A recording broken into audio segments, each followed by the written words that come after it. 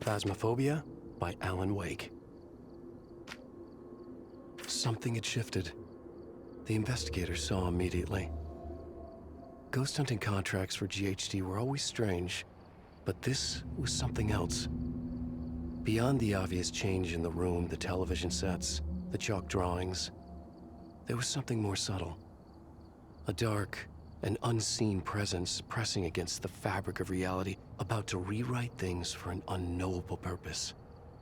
The feeling had emanated from the typewriter that had manifested in the middle of the room with faint clacking of keys. More imagined than heard. The story on the page the investigator was now reading, was the description of what was happening to them now. They were trapped in a story. There was a growing number of ghost hunters who had picked up the contract. Unfazed, they had purged the shadowy entities they came face to face with. What they did not know until now, until they read it on the page they found, was that as their numbers grew and the act of reading was repeated, the reality was being rewritten more and more. One isolated incident, someone's subjective reality, multiplied and echoed, becoming the universal truth, the actual reality. No one seemed to know whether GHD was aware that this was happening. Was this part of their plan all along, or a sinister side effect they were oblivious to? Whatever the case, they rewarded the investigators for their work with a foil ID card. A darker place seeping into this place, casting a shadow over it, overlapping it. Everywhere the investigator looked, there were signs of two worlds colliding. Glimpses into a mystery, clues that teased, out-of-place objects and signs, yet nothing that revealed it fully. It was a lure to pull you in, but the puzzle was missing too many pieces. This was a story told somewhere else, where the pages of the manuscript had been written, from where the writer of the story was desperately reaching for the light. And with that act, he was threatening to spill out the darkness of his prison.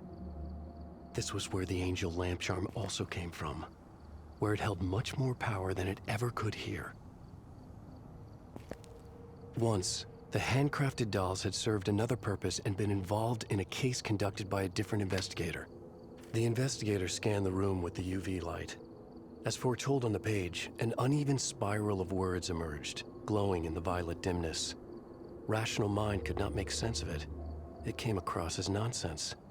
It was the stuff that dreams are made of.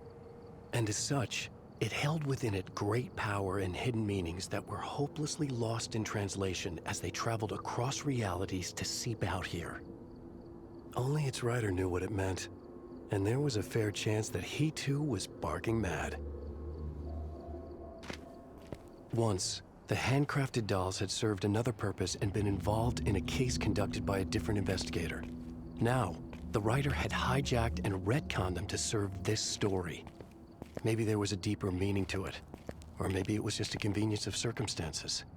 The truth was beyond anyone's understanding. The investigator paused to consider the mystery of the pages. Their origin lay in darkness. Had they been written with the blessing of GHD? Somehow that felt unlikely, even if the company's past was also shrouded in darkness. The investigator had done well, protected their own. And with that, they had come to stand on the brink of the fathomless darkness of another mystery, as strange yet different from the ones they faced working for GHD. A hunger to pursue it had been incepted into the investigator's mind by the pages they had read, drawing them deeper, toward a fate as terrifying as it was wonderful. An invitation, but a warning as well, that should they pursue it, they might never be able to turn back. There was only one clue, in the middle of the title page they had found. The name of the writer hidden in the dark, beyond their reality. A writer by the name of Alan Wake.